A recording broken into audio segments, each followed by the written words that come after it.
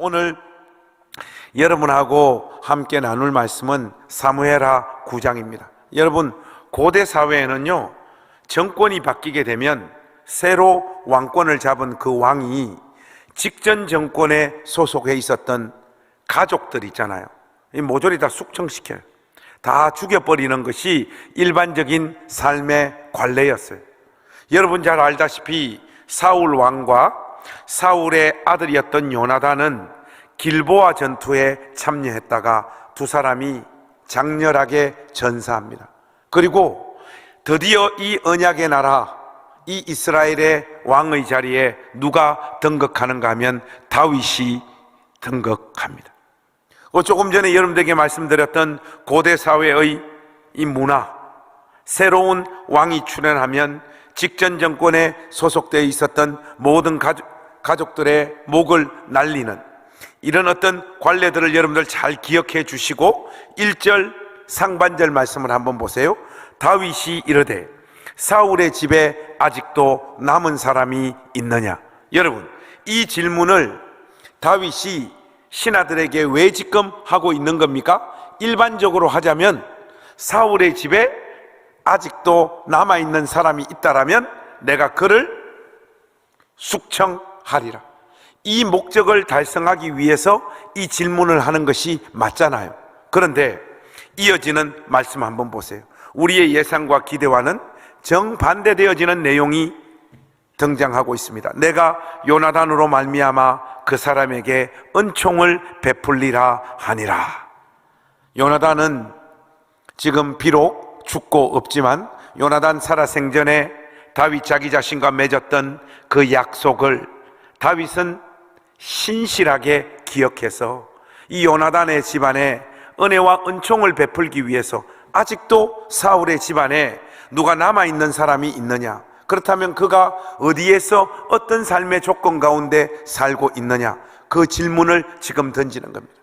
던지는데 이 사울의 집안에 대한 정보를 알고 있는 사람이 거의 없었는데 한 사람이 있습니다. 여러분, 우리 2절 말씀 소리내서 한번 같이 읽어보겠습니다. 시작. 사울의 집에는 종 한 사람이 있으니 그의 이름은 시바라. 그를 다윗의 앞으로 부르매 왕이 그에게 말하되 내가 시바냐 하니 이르되 당신의 종이니이다 하니라. 사울의 집안에 종이 한 명 있었는데 그 종의 이름이 시바입니다.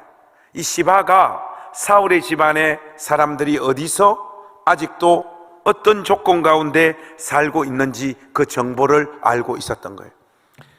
네가 시바냐 하니까 당신의 종이니이다. 시바가 다윗에게 이렇게 지금 이야기하고 있는데, 우리 삼원대길교회 가족 여러분, 2절 말씀만 이렇게 딱 읽어도 2절에 지금 등장하고 있는 사울의 종이었던 시바, 이 시바라고 하는 사람의 인격과 됨됨이가 어느 정도 읽혀지십니까? 읽혀지면 읽혀진다, 안 읽혀지면 알게. 왜 갈 때까지 자꾸 충청도 하세요? 그러지 마시고 여러분 2절 말씀만 좀 딱 읽어도 시바라고 하는 사람의 인격과 됨됨이가 어느 정도 읽혀지십니까? 읽혀지긴 뭘 읽혀져? 그런 거 없어요. 저는 오늘 이 설교의 결론을 알고 있는 설교자이기 때문에 2절 말씀만 읽어도 좀 그런 부분들을 발견할 수 있지만 2절 말씀에 시바의 인격을 보여주고 있는 표현이 어디 있습니까? 없어요. 여러분, 이 교회 다니는 사람들 문제가 많아. 뭐 물어보면 무조건 다 아멘이야. 여러분, 어떤 부분인가 하면 네가 시바냐 이렇게 물으니까 당신의 종이니이다 말하는 이 부분이에요. 물론 지금 다윗이 사울을 이어서 이스라엘의 왕이 되었기 때문에 네가 시바냐 이렇게 물었을 때 시바가 네, 당신의 종이니이다 이렇게 말할 수 있습니다. 그런데 왠지 이 부분이 저는 꼴보기가 싫어요. 여러분, 고대 사회 신하에게 요구되어지는 최고의 인격의 덕목이 뭡니까? 그는 불사이군이에요. 한 사람의 신하는 오직 한 사람의 죽음만을 섬긴다는 거예요. 그런데 지금 사울이 죽고 없는 이 상황에 네가 시바냐 하면 예, 제가 시바입니다. 이렇게 말하면 되지 않습니까? 그런데 당신의 종인이다 이렇게 말하는 거예요. 시바라고 하는 이 사람은 누구에게 힘이 있는지, 누구에게 들러붙어야지 내 삶을 안정적으로 잘 살 수 있는지, 이런 감각이 굉장히 예민했던 사람이었던 것 같고, 철저하게 자기의 일을 쫓아서 그때그때 힘을 가진 사람 곁에 달라붙는 이런 성향을 살짝 보여주는 것 같아요. 저의 느낌입니다. 어쨌든 이런 시바에게 다윗은 3절과 4절 말씀에 거의 똑같은 말씀을 반복해서 두 가지 질문으로 이야기를 하는데, 여러분 3절 맨 위에 한번 보세요. 왕이 이르되 사울의 집에 아직도 남은 사람이 없느냐 이렇게 묻고, 4절 맨 위를 또 한번 보세요. 왕이 그에게 말하되 그가 어디 있느냐. 사울의 집안에 아직도 죽지 않고 살아있는 사람이 있느냐? 있다라면 그가 지금 어디 있느냐? 다윗이 시바에게 이렇게 묻습니다. 하니까 이 시바가 자기가 알고 있는 그 정보를 다윗에게 이야기를 하는데, 자, 지금부터 우리가 3절 하반절에 보면 요나단의 아들 하나가 있는데 거기서부터 4절 끝까지 같이 읽겠습니다. 읽을 때 제가 숙제 하나만 좀 내드릴게요. 4절 말씀 읽을 때 여러분들이 아무리 집중해서 정신을 차리고 읽어도 의미 파악이 어려운 단어가 하나 나와요. 그 단어 4절에 나와 있는데 그것도 한번 찾아보시면서 3절 요나단의 아들 하나가 있는데 거기서부터 한번 4절 끝까지 읽겠습니다. 시작. 요나단의 아들 하나가 있는데 다리 저는 자니이다 하니라. 왕이 그에게 말하되 그가 어디 있느냐 하니 시바가 왕께 아뢰되 로드발 암미엘의 아들 마길의 집에 있나이다 하니라. 먼저 이 시바는요, 사울의 손자였고 요나단의 아들이었던 무비보셋이 아직 죽지 않고 살아있다라는 것을 다윗에게 이야기합니다. 그런데 이 무비보셋은 다리를 저는 자다 이 이야기를 해요. 유모가 난리통에 깐난장이었던 이 무비보셋을 땅에 떨어뜨리는 바람에 무비보셋은 깐난장이 시절부터 시작해서 성인이 된 지금 이 시점까지 한평생을 양쪽 다리를 다 저는 중증 장애인으로 살아왔던 인물입니다. 이 사울의 손자요 요나단의 아들이었던 무비보셋이 아직 죽지 않고 살아 있습니다. 이 정보를 먼저 제공합니다. 그리고 이제 4절 말씀에 보면 조금 전에 제가 여러분들에게 숙제 내드렸죠. 자, 여러분 4절 말씀에서 아무리 의미 파악을 하려고 해도 알 수가 없는 단어가 하나 나오죠. 뭡니까? 아니 4절 읽다가 여러분들이 무슨 말인지 모르는 단어를 말하면 되잖아요. 여러분 4절에 그런 단어가 뭐죠?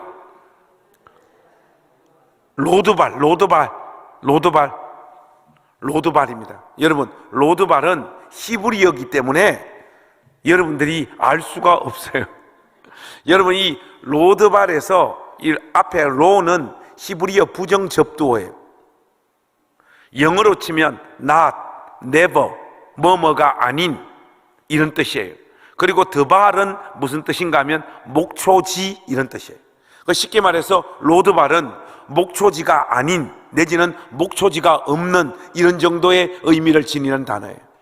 유목민에게 있어서 목초지가 없는 환경 속에서 삶을 산다는 것은 굉장히 좋지 못한 척박한 환경 속에서 자기 삶을 살고 있었더라. 그 정보를 제공하는 단어예요. 그래서 여러분 이 로드발이라고 하는 단어를 한국 사람의 정서에 맞게 번역을 하자면 달동네 정도로 여러분들이 딱 이해하시면 이 단어의 뉘앙스를 정확하게 캐치하는 겁니다. 한마디로 사울의 손자요 요나단의 아들이었던 무비보셋은 중증 장애인으로 살면서 굉장히 척박한 환경 속에서 자기 삶을 꾸역꾸역 살고 있었더라. 그 정보를 로드발이라고 하는 이 단어가 제공합니다. 그런데 더 안타까운 것은 이런 척박한 환경 속에서 살면서도 자기 집에서 살고 있었던 것이 아니에요. 한번 보십시오. 로드발 암미엘의 아들 마길의 집에서 살고 있다고 이야기하고 있지 않습니까? 한마디로 이런 척박한 환경에서조차 자기 몸을 안전하게 누일 공간을 확보하지 못했던 인물, 그 인물이 바로 무비보셋입니다. 직전 왕의 손자의 삶이 이렇게 어그러지고 무너져 있는 상태란 말이죠.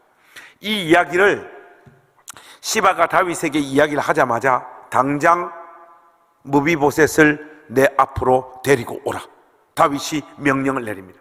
성경을 이렇게 보니까 다윗의 신하들과 종들이 무비보셋이 살고 있었던 암미엘의 아들 마길의 집에 들어닥쳐서 거기 있는 무비보셋을 데리고 오는 장면을 성경은 기술하고 있지 않아요.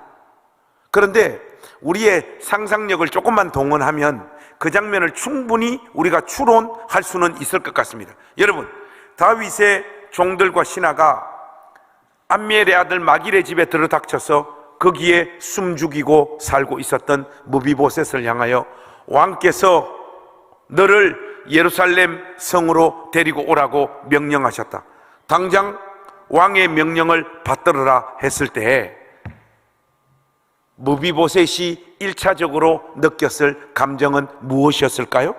설교 맨 앞에 그 사회의 문법을 생각을 하자면 무비보셋은 틀림없이 한많고 서러웠던 내 인생이 여기서 끝나는구나, 저 다윗의 손에 내 목이 날아갈 날이 바로 오늘이구나, 이런 심정으로 무비보셋은 다윗이 있는 예루살렘 성으로 끌려왔을 거예요. 그리고 그는 다윗 앞에 섭니다. 그 무비보셋을 향하여 다윗이 오늘부터 이 무비보셋은 나와 같은 상에서 먹고 마시리라. 죽을 줄 알고 끌려왔는데, 여러분, 고대 사회에 있어서 왕하고 같은 상에서 음식을 먹고 마시는 사람 누굽니까? 왕자님하고 공주님이죠. 흙수저 중에 흙수저였던 무비보셋의 신분이 단 한순간에 금수저 중에 금수저로 신분 상승을 합니다. 거기서 끝나는 게 아니에요. 그의 할아버지 사울 왕에게 속하였던 모든 밭을 무비보셋에게 되돌려주라. 다윗이 그렇게 명령을 내립니다.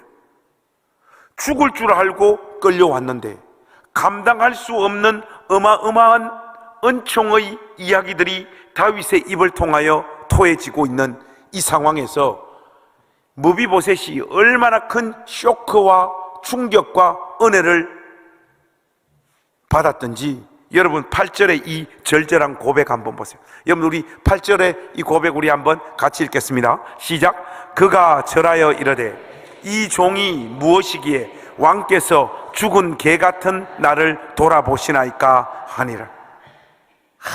이 표현이 얼마나 절절. 어찌하여 아무 가치 없는 죽은 개와 같은 나를 돌아보시나이까. 무비보셋이 다윗을 향하여 이 고백을 하네. 지금부터 한 31년, 2년 전에 제가 신학대학에 입학을 했으니까, 그때 신학대학 입학해가지고 제가 읽었던 책 중에 미국의 유명한 강해 설교자인 찰스 스윈돌이라고 있어요. 찰스 스윈돌 목사님이 쓰신 은혜의 각성이라고 하는 책을 제가 읽었어요. 그 책의 내용이 이 사무엘하 9장을 가지고 강해 설교해 놓은 책이에요. 그때 그 책 읽으면서 굉장히 은혜를 많이 받았는데, 이 찰스 스윈돌이 무비보셋이 지금 하는 이 고백 있잖아요. 어찌하여 죽은 개 같은 나를 돌아보시나이까. 이 고백은 우리가 한없는 자비와 은총으로 우리를 품으시며 사랑하신 하나님을 향하여 우리가 토해 놓아야 할 고백이다, 이렇게 이야기해요. 동시에 아무런 가치가 없는 무비보셋을 향하여 이 감당할 수 없는 어마어마한 은총의 이야기를 토해놓고 있는 다윗의 포지션에 하나님을 대입해가지고, 쉽게 말해서 무비보셋의 포지션에는 저와 여러분을 대입하고 다윗의 자리에는 하나님을 대입해서 이 설교를 구속사적인 메시지로 굉장히 은혜롭게 찰스 스윈돌이 이 본문을 풀어가더라고요. 그게 1학년 때 읽으면서, 이야, 설교는 절해해야 되는구나, 은혜도 많이 받고 도전도 많이 받았던 기억이 지금도 생생해요. 그리고 30년이 흘렀어요. 저도 유학을 다녀오고 매주 하나님 말씀을 준비해서 강단에서 하나님 말씀을 전하는 목사가 됐는데, 이 30년의 세월 동안 저는 찰스 스윈돌의 이 해석에 동의하지 않는 사람이 되었습니다. 찰스 스윈돌 목사님의 해석을 비판하고 싶은 마음은 없는데, 찰스 스윈돌은 지금 뭘 놓치고 있는가 하면, 사무엘하 9장의 핵심적인 인물은 무비보셋과 다윗이 아니에요, 여러분. 사무엘하 9장에서부터 17장까지는 사무엘하 기자가 철저하게 제일 대표적인 인물 누구? 시바와 무비보셋을 거두어 자기 집에 함께 살았던 암미엘의 아들 마길, 이 시바와 마길 두 사람의 삶의 모습을 비교하고 대조하고 있고, 그렇게 비교하고 대조하면서 너희들은 그렇다면 누구의 삶을 쫓아 사는 것이 하나님을 기쁘시게 하는 삶이겠느냐, 그 도전을 던지고 있다. 자, 여러분 10절 말씀 한번 보세요.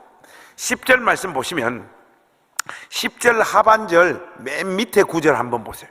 거기에 보시면 이런 표현이 나옵니다. 시바는 아들이 15명이요 종이 20명이라.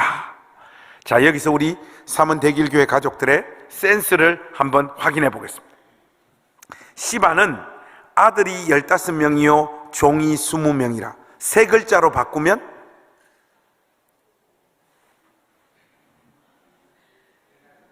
이거 맞추는 분에게는 이 교회를 계속 다닐 수 있도록 제가 해드리겠습니다. 자, 시바는 아들이 15명이요 종이 20명이라. 이 한 문장을 세 글자로 탁 바꾸면 대가족. 약간 경제적인 측면에서, 왜냐하면 고대 사회에서는 다 자식이나 종들이나 이게 권세를 가진 한 아버지의 재산의 성격들이 있었거든요. 그래서 시편에 보면 자식은 수중의 화살이라고 했잖아요. 아버지의 권세를 뜻하는, 그리고 당연히 종은 이때 당시만 하더라도 주인의 재산이거든요. 그래서 약간 경제적인 측면에서 시바는 아들이 15명이요 종이 20명이라. 세 글자로 바꾸면 뭐라고? 아니, 세 글자. 왜 자꾸 7글자 10글자를 해? 세 글자로 하라니까. 세 글자로. 양방가. 좋습니다. 아까 뭐 대가족보다는 훨씬 좀 더 전진된 이야기예요. 또. 네? 대부자. 이 정도가 대부자는 아니죠. 제가 하겠습니다, 여러분. 중산층. 되게 큰 부자는 아니야, 그죠? 그런데 이 정도면 삶을 안정적으로 살 수 있는 중산층 정도는 됩니다. 근데 여러분, 여기서 우리가 하나 딱 물어야 돼요. 여러분, 시바는 이런 중산층으로서의 삶을 안정적으로 살 수 있는 모든 삶의 기반을 누구의 은혜와 은총 때문에 갖출 수 있었던 거예요? 사울이죠. 그런데 사무엘 기자가 지금 뭘 고발하고 있습니까? 이 사울의 은혜와 은총 가운데 이 중산층으로서의 안정적인 삶의 기반을 확보하며 살 수 있었던 이 시바가요, 그 사울의 손자였던 요나단이, 무비보셋이 어디에서 얼마나 비참하게 살고 있다라는 정보를 다 알고 있었음에도 불구하고 그에게 어떤 도움도 제공하지 않았더라. 행간에서 그 사실을 지금 사무엘하 기자는 비판하고 있다고, 여러분. 동시에 암미엘의 아들 마길은 오갈 데 없는 중증 장애인이었던 무비보셋을 거두어 자기 집에 함께 살았어요. 이것은 단순히 경제적인 손실을 감수하고 그럼에도 불구하고 한 영혼을 품었다 정도가 아닙니다. 고대 사회의 문법대로 하자면 반역자 중에 반역자, 직전 왕의 손자였던 무비보셋을 거두어 자기 집에 함께 산다는 것은 마길 역시 자기의 목을 걸어야지 갈 수 있는 수고의 자리란 말이죠. 이 무비보셋을 안고 살았던 인물 마길. 그래서 여러분, 이 사무엘하 9장은 철저하게 이 두 인물의 가는 길을 딱 비교하고 대조하고 있는 거예요. 너희들은 누구의 길을 가기를 원하느냐? 여러분, 성경이요, 이 시간 이후의 사건을 어떻게 설명하고 있는가 하면 다윗의 아들이었던 압살롬이 쿠데타를 감행합니다. 처음에는 이 압살롬의 쿠데타가 별게 아니었는데 이 압살롬 쪽에 누가 가담해버리는가 하면 다윗의 핵심 책사였던 아히도벨이 압살롬 쪽으로 붙어버립니다. 여러분, 이 아히도벨이 작전을 구사해서 펼치는 모략의 수준이 어느 정도냐, 성경에 묘사하기를 마치 하나님께 물어 그 작전을 펼치는 수준의 모략을 전개했던 탁월한 참모가 아히도벨인데, 이 아히도벨이 압살롬 쪽으로 붙기 시작을 하면서 압살롬의 쿠데타가 점점 힘이 강성해지기 시작합니다.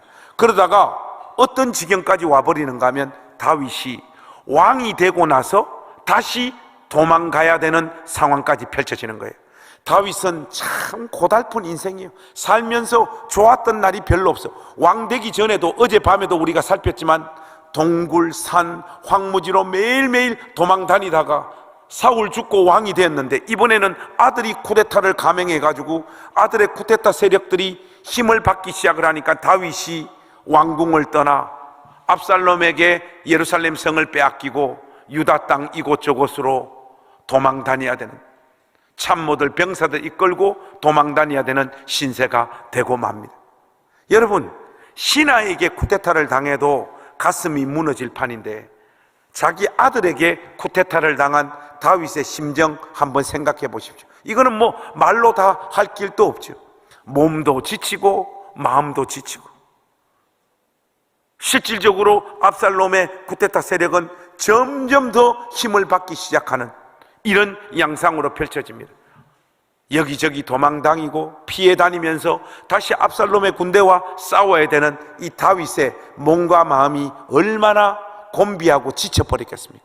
그런데 이렇게 지쳐있는 다윗을 도우러 누가 나타나는 줄 아십니까? 전혀 예상 밖의 인물이 나타나요. 여러분, 우리 성경 한번 열어봅시다. 사무엘하 16장입니다. 사무엘하 16장 1절과 2절 먼저 한번 읽어봅시다.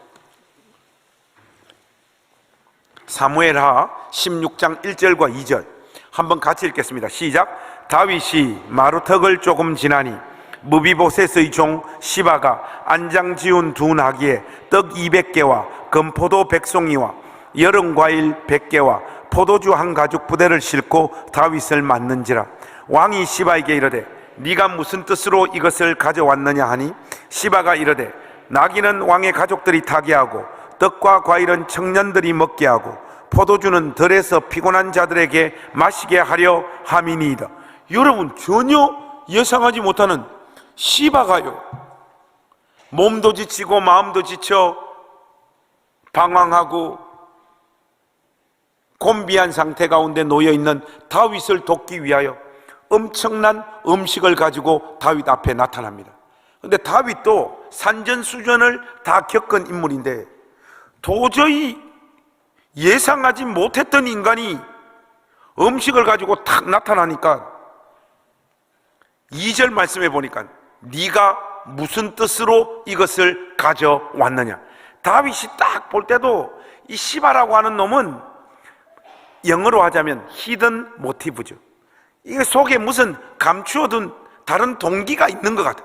네가 무슨 뜻으로 이것을 가져왔느냐, 이렇게 다윗이 묻습니다. 하니까 이 시바가요 능청스럽게 이야기합니다. 왕이시여, 저에게 무슨 다른 목적이 있겠습니까?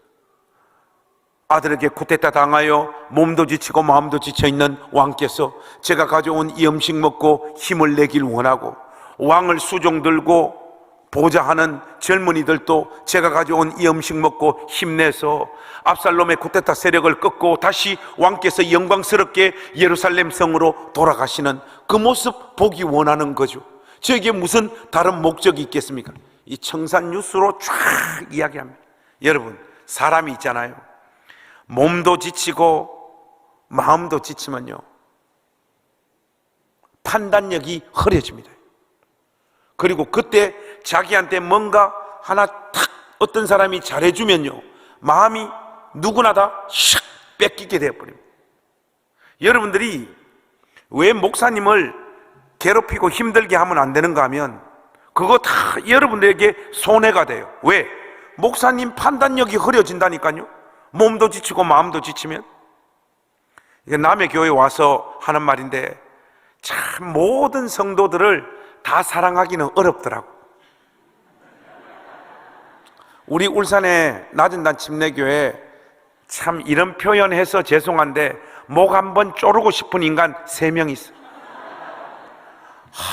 이 인간들은요, 목사 괴롭히는 걸 무슨 달란트로 받은 인간들인 거야. 지속적으로 괴롭혀, 지속적으로 괴롭혀. 그러면요, 참다가 점점 지쳐요,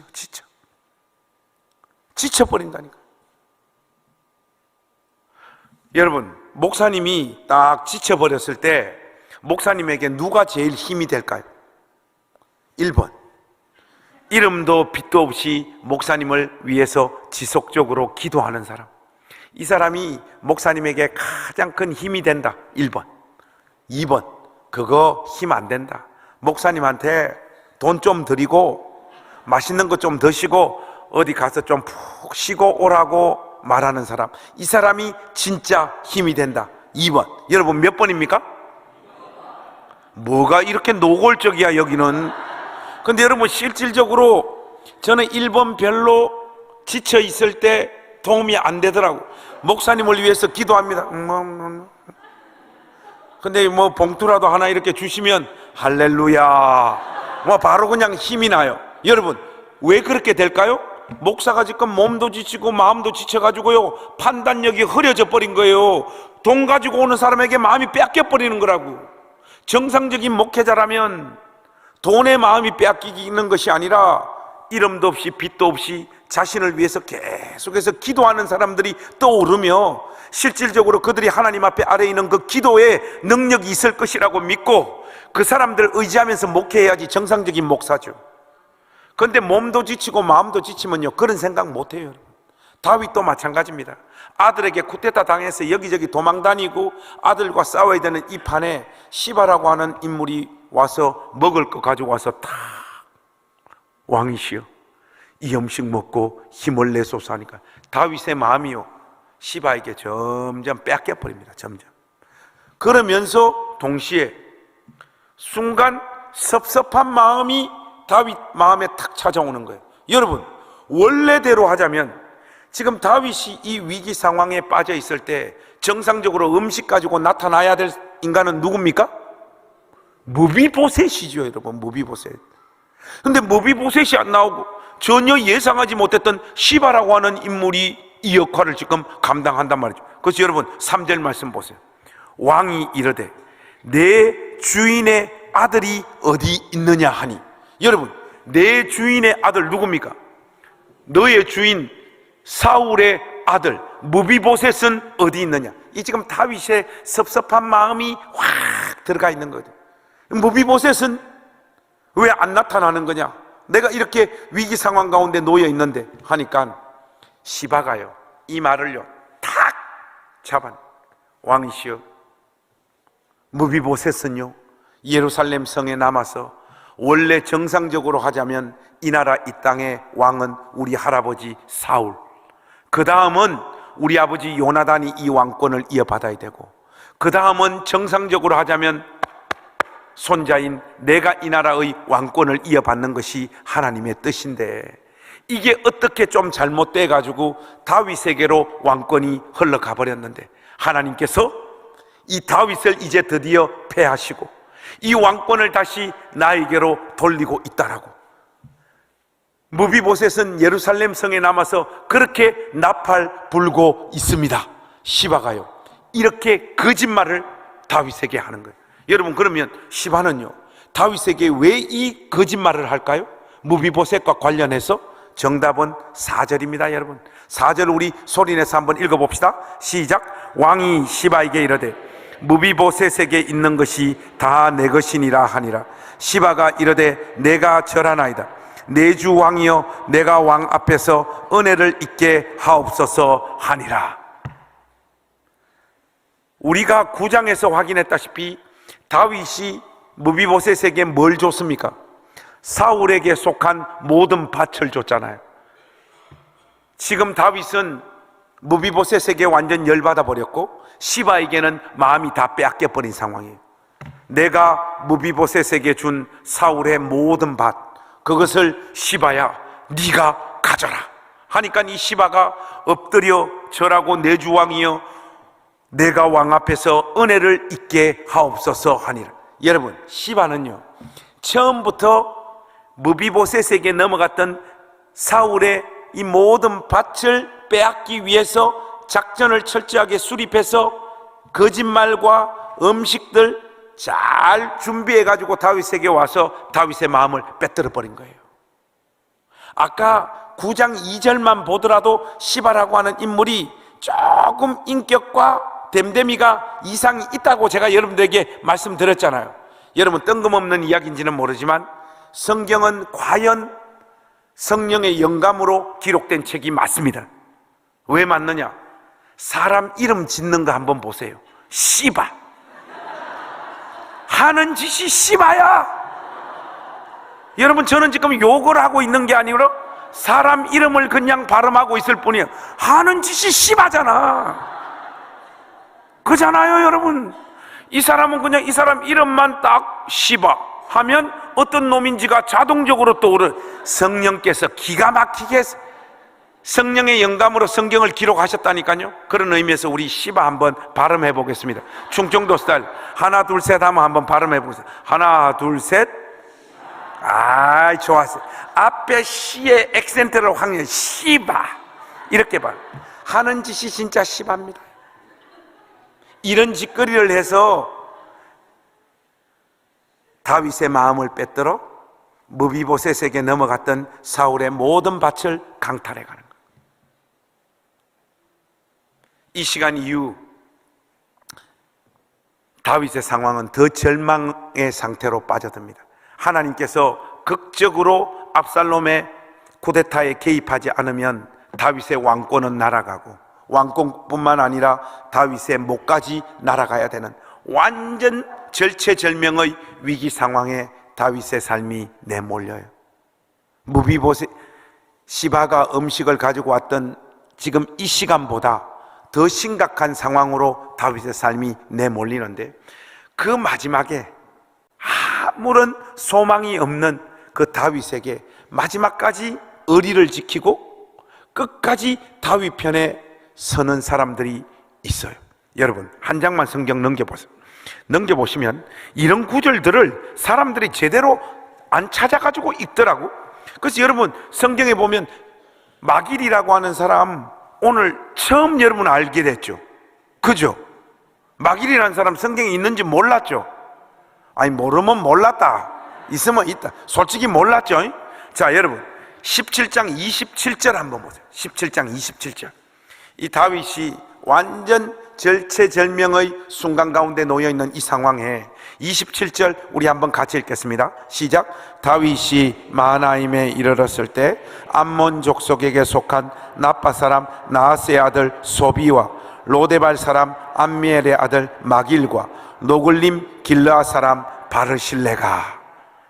28절과 29절 한번 보세요. 조금 전에 시바가 가지고 왔던 음식의 수준과 양보다 더 많은 고급스러운 음식들을 가지고 다윗을 찾아옵니다. 그런데 이 마지막에 다윗을 찾아왔던 세 사람이 여기에 기록되어 있잖아요. 누굽니까? 나빠 사람 나하스의 아들 소비와 로데발 사람 암미엘의 아들 마길과 노글림 길르아 사람 바르실레. 이 세 사람이 다윗을 찾아옵니다. 지금 이때 다윗은 다윗 편에 서거나 다윗을 도와줘봐야 자기들 삶과 신상에 조금도 유익한 것이 없을 만큼 아무런 권력과 힘도 없는 상황 가운데 다윗이 처해 있는 상황이에요. 바로 그때 바르실레와 소비와 사무엘하 9장에 등장했던 암미엘의 아들 마길이 이 음식을 준비하고 와서 다윗을 먹입니다. 힘내라고, 하나님이 함께 하신다고 힘내서 마지막까지 싸워서 압살롬의 쿠데타 세력을 끊고 예루살렘 성으로 돌아가야 된다고. 이 세 사람이 마지막까지 다윗 편에 선단 말이죠. 하나님께서 극적으로 압살롬의 쿠데타 세력을 꺾고 다윗의 왕권을 회복시키잖아요. 그래서 다윗이 압살롬의 쿠데타를 진압하고 예루살렘 성으로 돌아갈 때 누구를 찾습니까?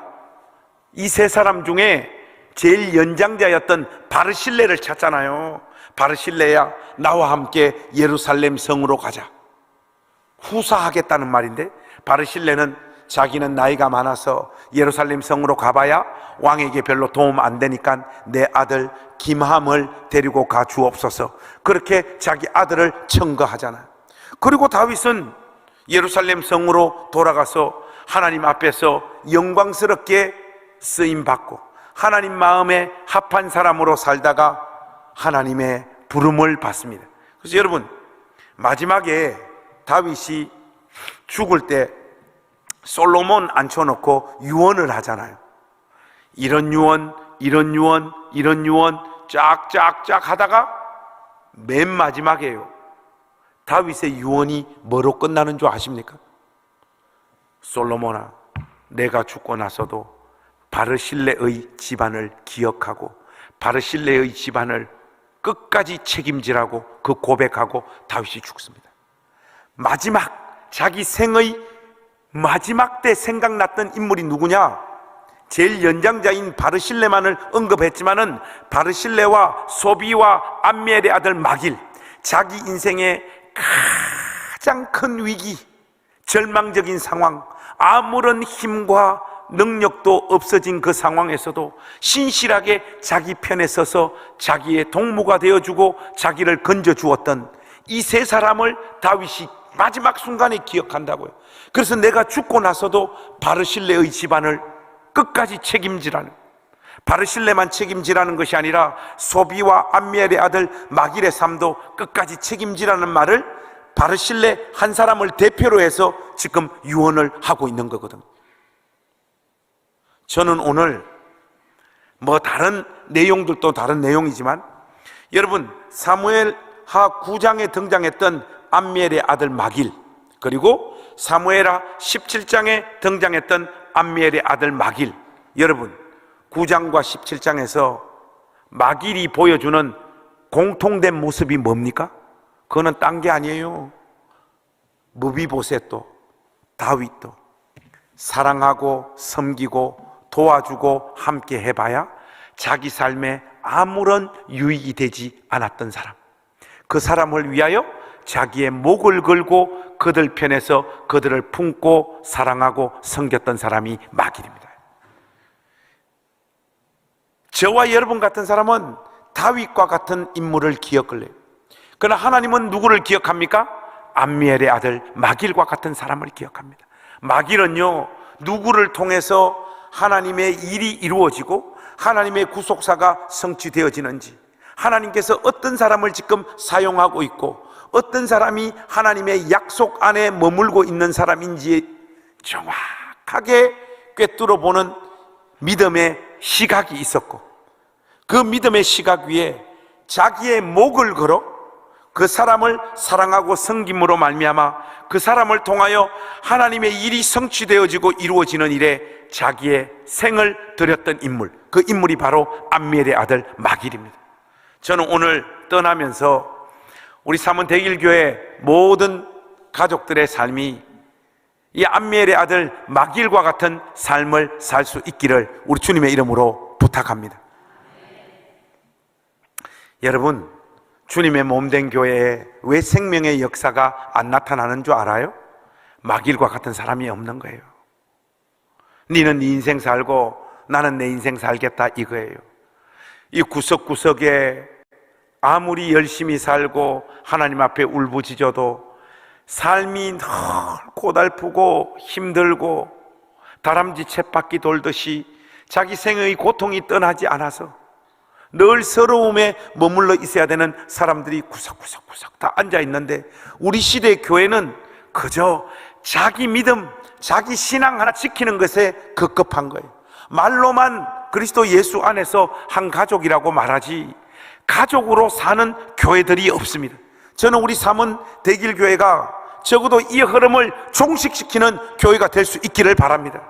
이 예배당 안에 들어오는 사람은 진짜 여러분의 가족이 되어서 그 사람이 처해 있는 그 삶의 현실과 조건에 여러분들도 같이 뛰어드는 은혜의 역사가 있기를 우리 주님의 이름으로 부탁합니다. 여러분, 제가 이번 부흥에 와서 제 삶을 여러분들하고 많이 나누었잖아요. 제가 초등학교 6학년 때 그 초콜릿 훔치다가 처음 간 교회가 우리 동네 대한예수교 장로회 합동 대형교회라고, 지금 울산에서 제일 큰 교회예요. 그리고 그 바로 200m 옆에 울산 침례교회, 저의 모교회가, 이게 두 교회가 나란히 있었어요. 그때만 하더라도 양쪽 교회 교세가 비슷했어요. 대형교회가 약간 컸어요. 합동 쪽 교회. 형님이 나보고 교회를 가라고 하는데 내가 침례교회가 뭐고 장로교회가 뭔지 내가 어떻게 알아? 어떤 교회를 가야 되지? 그때 선택하는 거예요. 침 뱉어서 침을 딱 치니까 침은 침례교회로 가더라고. 그래서 울산 침례교회를 간 거예요. 제가 그때 장로교로 갔어야 되는데 그래서 잘못 선택했습니다. 제가 우리 교단 목사님들 이 설교 들으면 나 혼날라. 저는 침례교 목사입니다. 네. 그래서 침례교를 갔는데 저 같은 애가 교회를 오니까 처음에는 새 가족 왔다고 되게 좋아라 해요. 그런데 몸에는 아버지 담배 냄새, 방에서 매일 담배 피니까 저의 옷에는 담배 냄새가 다 배어 있을 거 아니에요. 입은 거칠죠. 얼굴은 까맣죠. 교회하고 전혀 어울리지 않는 애가 한 주도 안 빠지고 계속해서 교회 오니까 말은 그렇게 안 하는데 교회 참 분위기가요. 여러분, 엮이는 가정에서 태어난 애들은 눈치가 극단적으로 발달합니다. 착 보면 알아요. 이번 부흥회 여러분은 많은 은혜를 받고 있습니다. 다 압니다. 제가 그와 똑같이 이 사람들이 나보고 지금 교회 안 나왔으면 좋겠다, 이 말하는 거, 저를 대하는 거, 전반적인 분위기가 니는 우리 교회 좀 안 나왔으면 좋겠다, 니는 교회하고는 좀 안 어울리는 애 같다. 교회 갈 때마다 상처를 받는 거예요. 근데 교회 안 가면 형님한테 맞아 죽으니까 저는 그냥 꾸역꾸역 교회를 갔어요. 초등학교 6학년 졸업하고 중학교 올라가서 3년 동안 교회 갈 때마다 상처받았던 것 같아요. 죽지 못해서 그냥 교회를 갔어요. 그 사람들이 은근히 밀어내는 그 질시들을 껴안으면서 꾸역꾸역 교회를 다녔는데 고등학교 1학년 탁 올라가는데 이제 우리 선생님이 배치되어지잖아요. 어떤 아줌마 한 명이 저한테 이렇게 툭툭툭툭툭 걸어오더만 저를 이렇게 꼭 한번 안아주시더라고요. 그러시더만, 네가 관성이야? 선생님이 사람 좀 볼 줄 아는데 너는 애가 눈빛이 보통 애들하고 좀 다르다. 너는 앞으로 커서 엄청나게 큰 인물이 될 것 같다. 그 아줌마가 그러는 거예요. 하니까 여러분, 엮이는 가정 속에서 이 상처받은 애들은요, 누가 칭찬해주면 칭찬을 고지고대로 안 받아들여요. 그 말을 하는 그 사람의 동기가 뭘까? 그것부터 이 아줌마 말해. 이거 얘 아한테 이거 좋은 말 해줘가지고 이거 계속 교회 오게 만들려고 일하네. 내 속으로 아줌마요, 그런 말 안 해도요, 저는 교회 빠지면 형님한테 맞아 죽어요. 걱정하지 마세요. 그게 제가 가졌던 그때 당시의 마음이었어요. 그런데 우리 선생님은 만날 때마다 그러는 거야. 만날 때마다 안아주시고, 관성아, 선생님이 그냥 하는 말이 아니고 니는 애가 눈빛이 보통 애들하고 다르다. 너는 커서 앞으로 엄청나게 큰 인물이 될 것 같아. 여러분, 그거 있잖아요, 매주 당하니까 기분이 좋더라고. 기분이 좋아. 저는요, 태어나서 부모님으로부터 칭찬이라는 것을 단 한 번도 들어본 적이 없어요. 어머니는 먹고 사는 것이 바빠서 자식들을 어떻게 교육시킬 삶의 여유가 없었고, 아버지는 뭐 매일 술 먹고 두들겨 패고, 물리적인 폭력 말고도 제일 심한 상처가 어디에서 오는가 하면 언어 폭력에서 오는 거예요. 언어 폭력. 저는 아버지로부터 뭐 배려받고 칭찬받고 뭐 위로받고 이런 말을 들어본 적이 없어요. 갑자기 우리 아버지가 그 옛날 저한테 했던 욕이 한 두 마디가 생각이 나는데, 여러분 무시무시합니다. 내가 아버지한테 들었던 욕들 중에 이런 게 있어요. 수금포로 배지를 확 갈라가지고 창자를 꺼내가지고 죽일 새끼야, 이렇게. 여러분, 수금포가 뭔가 훗날 알아보니까 삽자루가 수금포더라고. 삽으로 배를 갈라가지고 창자를 꺼내가 죽인다. 여러분, 아버지가 자식한테 어떻게 이런 욕을 해요? 그런 언어에 노출된 애는요, 의식 무의식 속에서 자기 두들겨 맞기 시작하면 자기를 사랑할 수 없는 애가 돼버려요. 그거보다 더 심한 욕도 있었어요. 갑자기 확 열받네, 이씨. 그거보다 더 심한 욕이 이거였어요. 대창나무로 눈가리를 쑤셔가지고 눈에서 먹물 빼낸, 아이고 내가 진짜 참. 여러분, 그런 욕에 노출돼서 자란 애가 정상적으로 자기를 어떻게 사랑하며 다른 사람들과 어떻게 정상적인 관계를 맺으면서 살 수 있겠어요? 저는요, 칭찬이라는 걸 받아본 적이 없어요. 근데 교회 갔더만 이게 이상한 아줌마 한 명이 만날 때마다 안아주시고 등 두들겨 주시고, 관사 선생님이 사람 좀 볼 줄 아는데 선생님이 그냥 하는 소리 아니고 니는 아가 눈빛이 보통 애들하고 너 앞으로 커서 엄청나게 큰 인물이 될 것 같아. 저의 이 견고하게 닫혔던 문이요, 이게 찢어지는 느낌이에요. 그리고 그 찢어진 틈 사이로 우리 선생님 말씀이 하나씩 하나씩 스며들기 시작하더라고요. 그러면서 선생님이 저에게 가르쳐 주시는 하나님 말씀에 열린 마음으로 그 말씀을 듣는 아이로 조금씩 변해가고 있었어요. 그런데 우리 선생님이요, 이 보통 여자가 아니에요. 그때만 하더라도 여러분, 학교라고 하는 곳이 얼마나 무시무시한 곳이었습니까? 등록금 늦게 내면 전교생들 다 듣는 방송으로 3학년 1반 누구, 3학년 2반 누구, 전교생 다 듣는 방송으로 때리잖아요. 교무실로 지금 빨리 오십시오. 가면 교무주임이 이 새끼들 언제까지 등록금 안 내고 자빠져서 조인트 까고, 여러분 전교생들한테 그 이름 다 공개되고 교무실에 그 선생님들 다 있는 데서 등록금 제일 늦게 내는 전교생 5명 애 속에 한번 들어가 보세요. 그 모멸감, 그 수치심, 사람 미쳐버립니다. 여러분. 요즘 애들한테 그러면 자살하는 애도 나올 수 있을 것 같아요. 그 옛날에는 뭐 이건 뭐 교육도 아니고 이거 뭐 이놈의 학교가 왜 그랬는가 몰라. 근데 뭐 부모님이 돈을 줘야지 등록금을 내지, 제가 뭐 무슨 돈이 있어서 등록금을 내요. 근데 우리 선생님이 저의 이런 형편과 처지를 이미 다 꿰뚫고 있더라고. 하루는 관성아, 오늘은 분반 공부 끝나고 학생 회의실에서 선생님 좀 만나고 가라 그러시더라고요. 알겠습니다. 그래서 남아있었어요.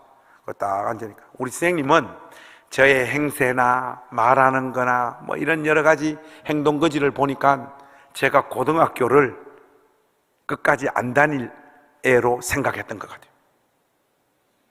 그러면서 가방에서 봉투를 하나 탁 꺼내시더만, 관성아, 등록금이다. 학교 가서 등록금 내서 공부하고 무슨 일이 있어도 고등학교까지는 졸업해야 된다. 선생님이 하는 말 정말 진지하게 들어야 된다. 그런 다음에 또 봉투에서 가방에서 봉투를 하나 더 꺼내는 거예요. 이거는 학용품 사람. 학생이 정상적으로 학교 다니려면 필통, 연필, 샤프, 노트, 가방 다 필요하다. 이거는 그걸 사라고 봉투를 하나 더 주시더라고요. 그리고 또 좀 있으니까 봉투를 하나 더 꺼내가지고 이거는 주더라고요. 요거는 용돈이야. 학교 다닐 때 친구들하고 떡볶이도 사 먹어야 되고 노라장도 가야 되고 어디 뭐 소풍도 가야 되는데 돈 없어서 그런데 못 가고 이러면 안 되니까 요거는 용돈으로 잘 쓰란. 제가요 우리 선생님 품에서 고등학교 1학년, 2학년, 3학년 3년 동안 있었는데 그 3년 매 학기 동안 저를 공부시킨 사람이 우리 선생님이에요. 매 학기 한 번도 빠지지 않고 이것을 우리 선생님이 반복하셨어요. 그 선생님이 지속적으로 저를 안아주시고 사랑해 주시는데, 여러분 하버드 대학교 통계를 보니까 이런 데이터가 있어요. 양쪽 부모로부터 조금의 사랑도 받지 못한 아이여도 그 아이가 살아가는 공동체나 어떤 공간에서 어떤 한 어른으로부터 지속적인 관심과 사랑을 받은 애는 삐뚤어지지 않는다는, 이거 진리예요, 진리. 우리 선생님이요 저를 그냥 딱 붙잡고 저를 키우기로 작정을 하셨던 거예요. 그 선생님이 가르쳐 주시는 하나님 말씀에 마음의 문이 열리고 인격적으로 예수님 만나고 선생님이 부어주시는 그 사랑들로 인해 가지고 제 안에 자리 잡혔던 상처들이 조금씩 다 녹아내리기 시작하더라고요. 그런데 선생님하고 이런 관계, 또 예수님도 만나고 했지만 해결이 안 되는 거는 안 되는 게 있더라고. 그게 뭔가 하면 우리 교회 그 하늘로부터 내려온 천사가 한 명 있었어. 혜정이라고. 진짜 이뻐. 공부할 때도 혜정이 생각밖에 안 나고, 예배할 때도 혜정이 생각밖에 안 나고, 분반 공부할 때도 걔만 보고 있고, 이 사람 미치겠는 거예요. 근데 그때만 하더라도 교회에서 누구 좋아하고 이렇게 뭐 연애 같은 거 한다 이러면 전사님들이 기도하면서 그런 마음 좀 안 가지도록 해라 뭐 이렇게 했는데, 지금 생각하면 말도 안 되는 얘기예요. 좋아하는 여자애 있는데 기도하면 그 마음이 없어집니까? 그 옛날에는 그렇게 신앙교육을 받았어. 그런데 우리 선생님한테는 어떤 이야기도 해도 괜찮을 것 같더라고. 그래서 선생님한테 용기 내서 이야기했어요. 선생님, 혜정이 때문에 미쳐버리겠다고. 예배 드릴 때도 혜정이 생각만 나고, 공부할 때도 혜정이 생각만 나고, 분반 공부할 때도 혜정이 얼굴만 쳐다보고 있어요 하니까, 역시 우리 선생님이요 기가 막힌 여자예요. 관성아, 선생님이 여자애들 마음 빼앗는데 도사잖아. 너 다음 주에 교회 올 때 혜정이한테 보낼 러브레터 한 통 딱 써가지고 와라. 선생님이 문장 다 잡아줄게. 그래서 혜정이한테 편지 딱 써가지고 그날 그 주에 교회 갔어요. 분반 공부 다 끝나고 선생님이 학생회의실로 가자. 학생회의실에 둘이 딱 앉아 편지 가져온 거 펴보래. 편지 착 제가 폈어. 펴니까 경상도 남자잖아요.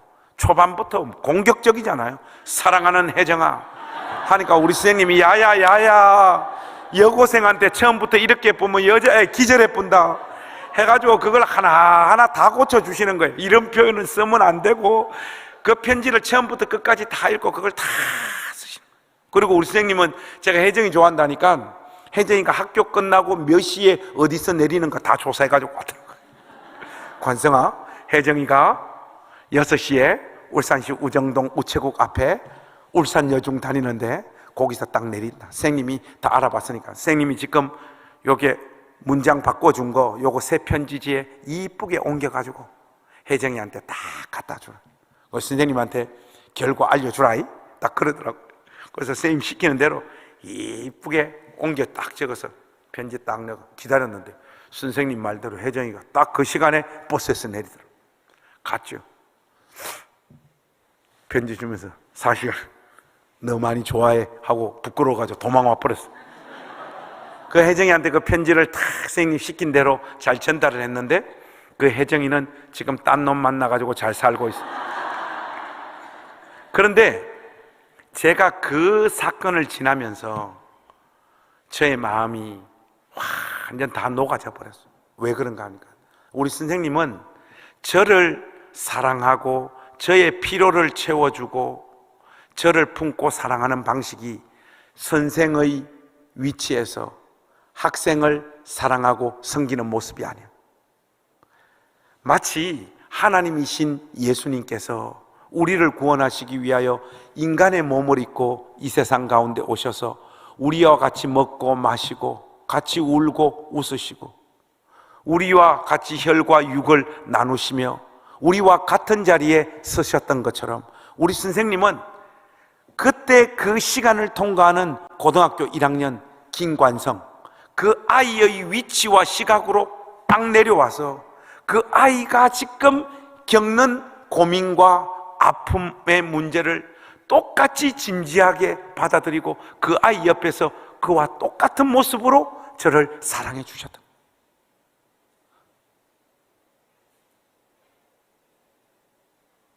그렇게 우리 선생님 품 안에서 저는 하나님 말씀 배우고 사랑받고 예수님 인격적으로 만나고 상처들이 녹아내리기 시작을 하면서 목사 되겠다고 하나님 앞에 서원하고 우리 선생님한테 말씀드리니까 우리 선생님이 얼마나 좋아하는가 몰라. 우리 선생님이 너무너무 좋아를 하는 거예요. 내 이럴 줄 알았다. 내 이럴 줄 알았다. 우리 선생님 너무 좋아를 하시는 거예요. 그리고 저는 열심히 신앙생활하고 신학대학에 이제 합격해서 대전 침례신학대학에 이제 신학 공부하러 가는데 가기 전날 목사님, 우리 선생님이 교회에서 좀 보자고 하더라고요. 그래서 선생님 교회에서 이렇게 만났는데 선생님 가방에서 봉투를 꺼내시더니 저보고 그러시는 거예요. 네가 목사님 되겠다고 말했을 때 그때부터 선생님이 돈을 좀 모았다. 관성이 네가 처한 지금 형편과 상황을 보니까 신학교 가서 밥도 못 사 먹고 보고 싶은 책도 못 사보고 그렇게 어렵게 학교 생활할 것 같아서 선생님이 그때부터 이 돈을 다 모았다. 절대로 학교 가서 밥 굶지 말고 사보고 싶은 책들 못 사보는 일 없고 열심히 신학 수련하고 성도들 사랑하는 좋은 목사님 되라. 우리 선생님이 그렇게 말씀하시더라고요. 그러시면서 우리 선생님이 저한테 질문을 하나 하시더라고요. 관성아, 선생님 인생의 전성기가 언제 시작됐는지 너 알아? 이러더라고요. 선생님 솔직히 키가 좀 작고 뭐 인물도 별로고 이러니까 시집 가기로 결정된 날 살았다. 내 인생의 전성기가 왔다. 그렇게 생각했을 것 같은데요 하니까 아니라는 거예요. 그러면 시집 가셔서 아들 둘 낳았을 때 그때 선생님 인생의 전성기 아니에요 하니까 아니라는 거예요. 그럼 선생님 인생의 전성기 언제예요? 그러니까 관성이 너 고등학교 1학년 때 너 만나고 너에게 이 3년 동안 하나님 말씀 가르치는 동안 선생님 인생에 제일 행복하고 선생님 인생이 최고 전성기였다. 선생님께서 그 말씀 하시는데 눈물이 막 쏟아집니다. 내가 우리 선생님한테 드려야 될 고백인데 저 같은 아이 누가 알아줍니까? 누가 주목합니까? 무시하고 관심 안 가져도 아무런 문제도 없을 저 같은 아이 그렇게 품어서 공부시키시고 실질적인 필요 다 채우시고 그 마음에 굳게 쌓여 있었던 상처들 그 그리스도의 사랑으로 다 녹여내시고 신학교 가는 이 순간에도 그 많은 돈들 준비해가지고 주시면서 좋은 목사님 되라고 너는 분명히 좋은 목사님 될 거라고 너에게 하나님 말씀을 가르치는 이 3년이 선생님에게 있어서 제일 행복하고 선생님 인생의 전성기였다고 우리 선생님 이야기하고 눈물이 얼마나 나는지. 그리고 저는 신학교에 가서 열심히 신학 공부하고 신학 수련했죠. 우리 선생님 품에서 예수 안 믿는 아이 2명이 목사가 됐어요. 한 명이 누군가 하면 강남중앙침례교회 최병락 목사예요. 그리고 한 명이 전대. 우리 최병락 목사는 저하고 이제 제일 친한 친구인데 미국으로 유학을 갔고 저는 영국으로 유학을 갔습니다. 최 목사는 미국으로 유학을 가가지고 우리 침례신학대학 역사상 모든 동문들 통틀어서 미국의 교회를 개척해서 최고 성공한 목회자가 됐어요. 달라스 세미양 교회라고 어마어마한 규모로 성장시키고 지금 서울의 강남중앙침례교회 청빙받아 왔어. 내 친구지만 내가 너무 존경하는 친구인데, 쉽게 말해서 우리 친구는 미국 가서 삶이 이렇게 되고, 저는 영국 갔다 와서 개척을 했는데 홍수 만나고 요강 버리고, 둘이 삶이 이렇게 되는 거예요. 야, 그 시기에 내 친구 최 목사도 참 내 모습 보면서 자기가 얼마나 마음이 힘들고 또 한편으로는 짠하고 불편했겠어요. 그렇지 않습니까? 그럴 때마다 우리 선생님 전화가 와요. 목사가 다 됐는데, 김 목사, 중심을 지키고 바른 길 가려고 하니까 열매가 없는 거야.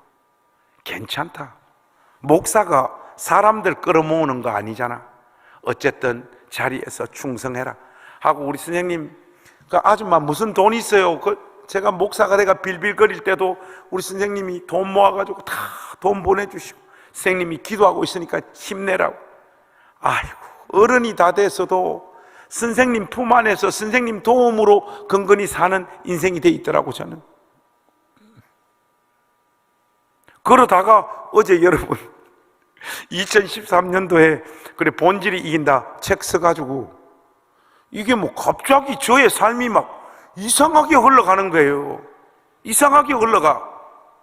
한 번은 방송국에서 나와달라 해가지고 안 나가려고 하다가 나가게 됐어요.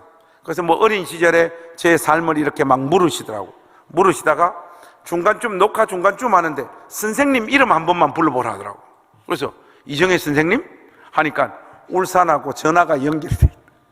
그 우리 선생님 지금 저 가르칠 때만 하더라도 40대 중반이었는데 지금 75세인가 그래요. 지금 할매 다 됐어. 지금 여보세요 하는데 여자 아나운서가 우리 선생님한테 질문했어요. 선생님, 김 목사님 학생 때 어떤 아이였습니까? 이렇게 질문하니까, 이야, 이 할매가요 방송을 알아요. 저를 거의 사도 바울급으로 끌어올려버린 거예요. 그때부터 아가 눈빛이 다르고 보통 아들하고 달랐어요. 블라블라블라 하는데 제가 창피해가지고. 그러니까 우리 그 여자 아나운서가 우리 선생님 보고 그 다음 질문이 그거였어요. 우리 김 목사님 어디가 그렇게 사랑스러웠냐고 하니까 우리 선생님이 그러셨어요. 저에게는 친아들이 둘 있는데 나는 내 친아들보다 김 목사 더 사랑했다. 와, 그 말 하는데 제가 녹화하다가 눈물이 터져버렸어요. 그 여자 아나운서도 눈물이 터지고, 저 같은 애 엮이는 가정 속에서 자랐어. 상처로 점철되지 애는 까맣지. 아무런 소망 없는 그 애를 자기 친아들보다 더 사랑해. 자기 품에 안아서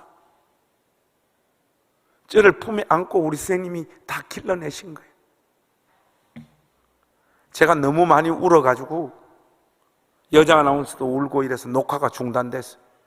그 녹화 중단하고 울고 다시 눈물 닦고 다시 녹화했었어요.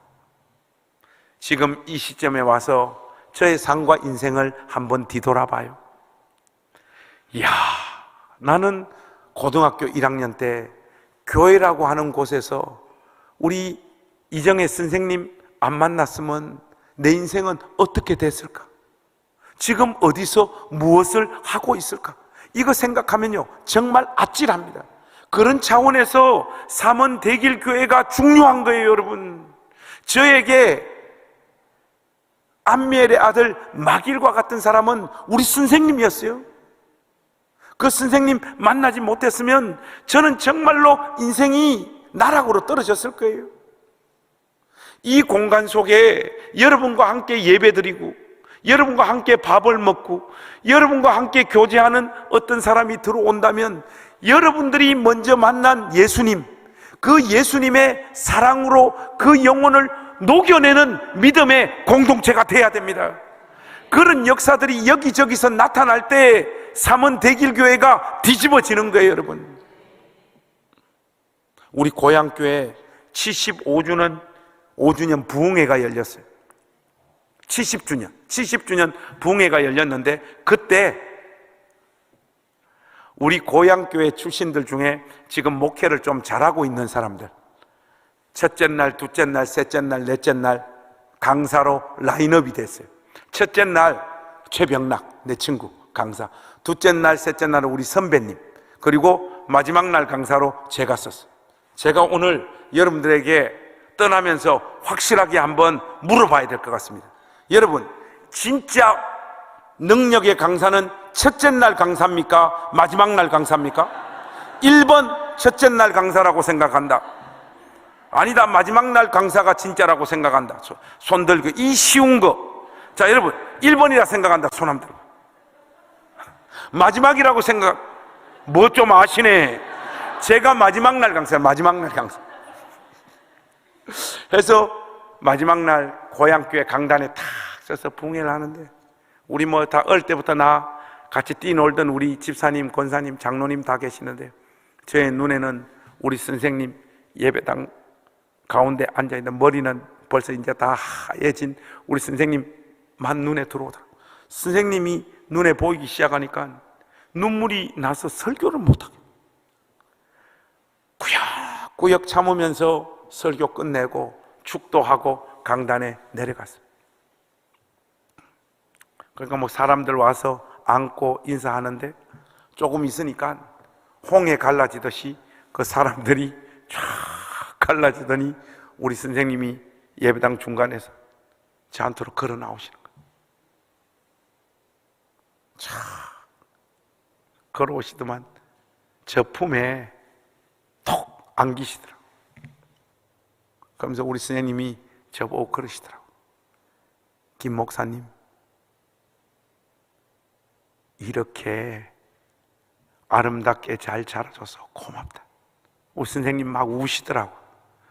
그 선생님 모습 보니까 뭐 저도 어떻게 눈물을 참습니까? 사실 제가 우리 선생님한테 드려야 될 고백이죠. 선생님 사랑,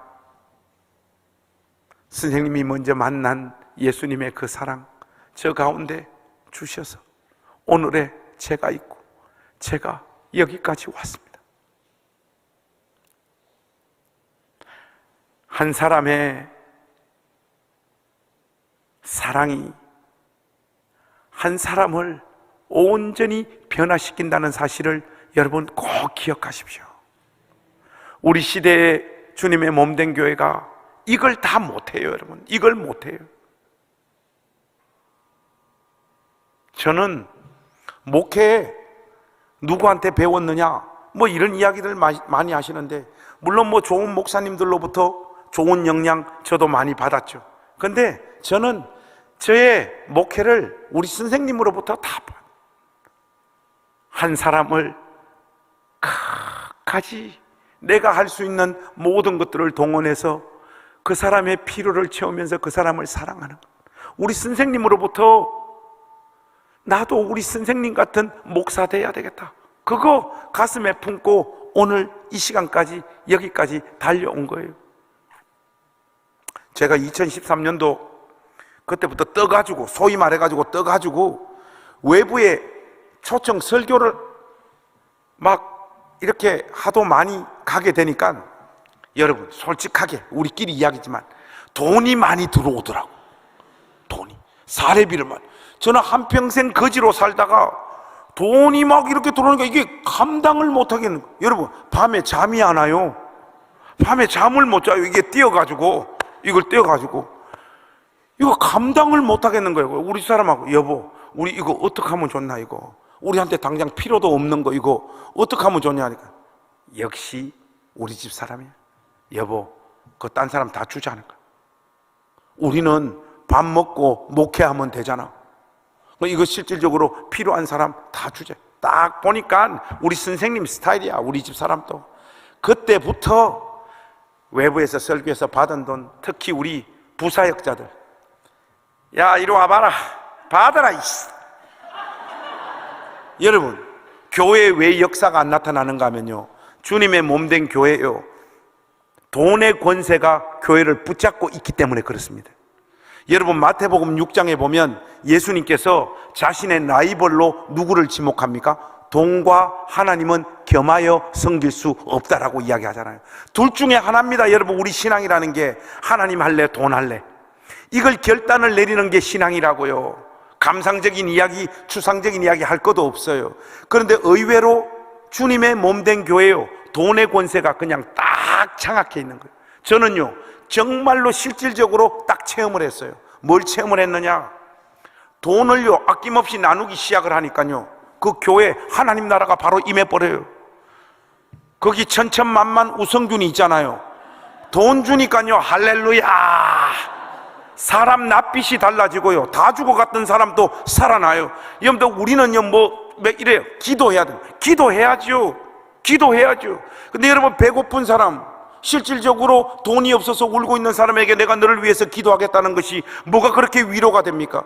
내 속에 그 사람하고 나눌 수 있는 돈이 있는데 돈은 주지 않고 너를 위해서 기도하겠다라고 말하는 것은 이율배반적인 거예요. 사람은 속일 수 있어도 하나님은 속일 수 없잖아요. 우리가 이상한 게 뭔가 하면요, 기도로 해결해야 될 문제는 돈을 투입해서 해결하고요, 거꾸로 돈을 줘서 해결해야 될 문제는 기도로 해결하려고 하는. 여러분, 이게 우리 신앙의 가장 큰 문제예요. 제가요, 우리 행신교회 고양시에서 사역하는 동안 우리 교회는요, 1년 내도록 단 한 번의 행사도 없어요. 제가 거기 담임 목사로 있는 동안 단 한 번의 행사가 없었어요. 주중에 우리 교회 오면 조용합니다. 아무것도 안 하니까. 그런데도 거기서 사역하는 동안 새 가족이 없었던 날들이 없었어요. 이유가 뭔지 알아요? 담임 목사가요, 자기가 가진 돈요, 부사역자나 교회 가난한 사람들한테 다 나눠주고 나누기 시작을 하니까요, 사람들이요 따라합니다. 이 사람 저 사람들이 다 따라해요. 우리 교회 안에 가난한 사람으로 여러 과정들을 통해서 확인된 사람은 교회 재정을 다 쏟아부었어요. 다 쏟아붓고, 내가 그렇게 담임 목사가 돈을 나누기 시작하니까 그 사람 내지는 그 가정 한 명에게 4명, 5명의 가정이 들러붙어가지고 제주도 데리고 다니고 음식 다니고 1년에 6번, 7번 삶의 고비들 있잖아요. 애들 입학 시즌, 놀러 가야 될 때, 휴가철, 이때는 교회에서 함께 돈을 나누고 자기들 가진 돈을 나누니까 이 사람들의 삶도 평균의 자리로 이렇게 다 올라오는 거예요. 이러다 보니까 소문이 교회를 전도한다고 이곳저곳으로 우리 행신교회 소문이 막 퍼져나가기 시작하는 거예요. 교회 이런저런 행사는 하나도 없는데 매주 사람들은 끊임없이 떠밀려 오는 거예요. 세상은요, 생명의 냄새를 맡기 원하는 거예요. 생명의 냄새는요, 어디로 번져갑니다. 여기에 진짜 다 죽어가는 사람들이, 여러분들이 쏟아붓는 그리스도의 사랑으로 말미암아 실질적으로 누가 살아나고 회복되어지는 역사가 나타날 때 있잖아요. 인근 지역으로 소문이 나기 시작을 해요. 소문이 나기 시작해요. 사람들이 끊임없이 이 교회를 찾아서 나도 살아보겠다라고 하는 심정으로 이 예배당 안으로 사람들이 몰려온다고요. 돈의 권세가 쪼개지는 곳에 하나님 나라가 임하더라고요. 하도 돈을 많이 써가지고 어려운 사람들에게 많이 나누고 하다가 한 번은 우리 그 재정부장 집사님이, 목사님 큰일 났습니다 그래요. 왜요? 하니까 다음 주에 사역자들 사례비 줄 돈도 없습니다. 재정이 지금 100만 원 남았습니다. 아니, 재정부에서 돈을 규모 있게 써야지.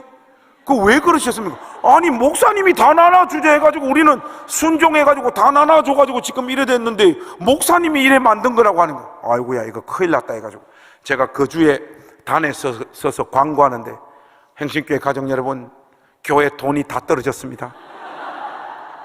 우리 다음 주 이제 교회가 이거 안 돌아갑니다. 그 한 주에요, 성도들이 헌금 5천만 원씩. 성도들이요, 사람들이 막 죽어가는 사람들 다 살아나고 교회가 회복되는 모습들 보이면요, 자원해서 헌금하더라고요. 여러분, 헌금한 돈 뻘짓한다고 이상한 데 쓰고 말이지, 안 줘야 되는 사람 돈 가져가고 말이지. 교회가, 성도들이 그 고생을 하며 하나님 앞에 믿음으로 드린 돈을 가지고 엉뚱한 짓거리들 하기 시작을 하니까 성도들이 인색해질 수밖에 더 있습니까? 진짜 흘러가야 될 현장으로 헌금들이 흘러가기 시작을 하면요, 성도들의 마음이요, 더 하나님 앞에 드려야 되겠다라고 하는 마음을 가지게 되더라고요. 그거 교회요, 우리 삼원대길교회 이 정도 규모의 교회요, 돈 없어서 절대로 안 망해요. 빨리 아멘 하세요. 이 교회는요, 절대로 돈 없어서 안 망해요. 여러분, 그냥 간 부은 상태로 막 살아보세요. 하나님이 수습하십니다. 이 교회 안에 어디서 누군가는 울고 있을 거 아니냐 말이에요. 자기 힘으로 회복할 수 없는 삶의 자리로 나가 떨어져 버린 사람들이 삼원대길교회 안에도 많이 있을 거 아니에요. 그 사람들 그냥 내버려 두면 안 되잖아요, 여러분. 우리 다 돈 없다 하지만 돈 있잖아. 나눌 돈 있잖아요, 여러분. 왜 없어요? 제가 울산에 개척 가서 우리 부사역자들 나눠준 돈만 해도 지금 3천만 원이 넘어요. 왜 돈이 없어요? 나누면 나눌수록 하나님 주시는 은혜가 뭐냐? 간이 더 부어져요. 그거 다 나누고 살아도요, 까딱 없어요, 여러분. 까딱 없어. 까딱 없다니까. 마귀가 겁줍니다. 니 조금 모아놓고 있어야 된대. 아무도 니 안 지켜준대. 여러분, 교회까지 그러다 보니 교회가 생명의 역사가 안 나타나는, 우리 시대의 암미엘의 아들 마길과 같은 사람이 없는 거예요. 저는 진심 고등학교 1학년 때 우리 선생님 안 만났으면 제가 지금 어디서 뭘 하겠어요? 단에 서서 일주일에 한 번 하나님의 편을 드는, 하나님 말씀 전하는 종이 되어 이렇게 살고 있는 것, 다 우리 고향교회 아줌마, 위대한 아줌마, 우리 이정혜 선생님 때문에 오늘 제가 여기에 있는 거예요. 여러분 역시도 누군가에게는 그런 존재로 누군가를 사랑하고 섬기기로 작정하는 이 부흥의 마지막 날, 그런 결단들이 여러분 심령 가운데 있기를 우리 주님의 이름으로 부탁합니다. 그래서 여러분, 이제 부흥회 다 끝났어요. 부흥회 다 끝났는데 우리 옆에 사람하고 손 한번 잡아보세요. 제가요, 재미난 거 한번 하려고 그래요. 여러분,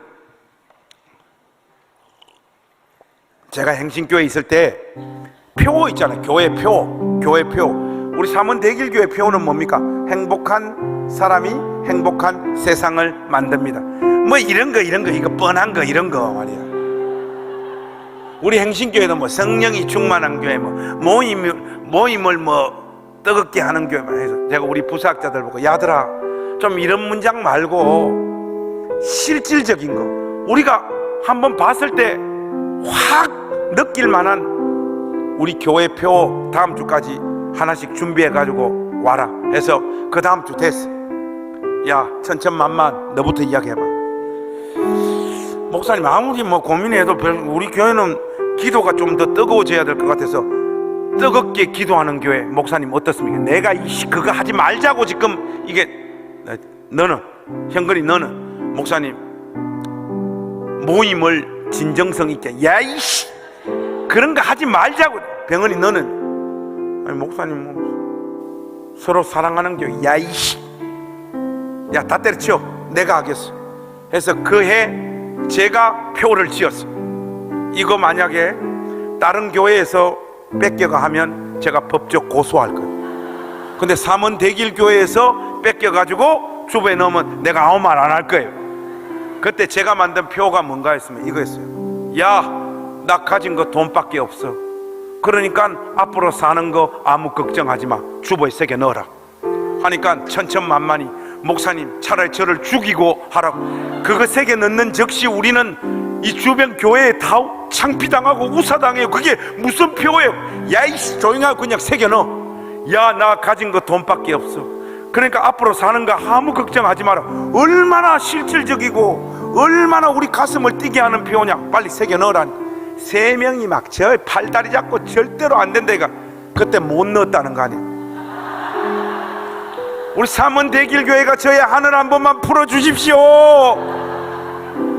여러분, 이번 부흥의 끝, 오늘 설교의 끝은요, 우리 서로 얼굴 쳐다보면서 이거 한번 하고 갑시다. 손 잡으세요. 크게 한번 합시다. 먼저 그 사람 한번 부릅시다. 반말로 해야 돼. 반말로. 야! 한번 하세요. 야, 나 가진 거 돈밖에 없어. 한번 해요. 그러니 앞으로 사는 거 아무 걱정하지 마라. 여러분 아멘입니까? 그런 마음으로 서로 사랑하고 사십시오. 그런 마음뿐만 아니라 실질적으로 그러고 한번 살아보십시오. 여기 마귀가 장악하고 있는 모든 권세가 다 떠나가고 생명의 역사가 나타날 것이고 하나님의 나라가 초대교회처럼 여기에 임하는 역사가 나타나서 삼원대길교회가 뒤집어지는 역사가 나타날 줄로 믿습니다. 여러분들이 그 주인공이 되는 교회가 되시기를 우리 구주 예수 그리스도의 이름으로 축원합니다.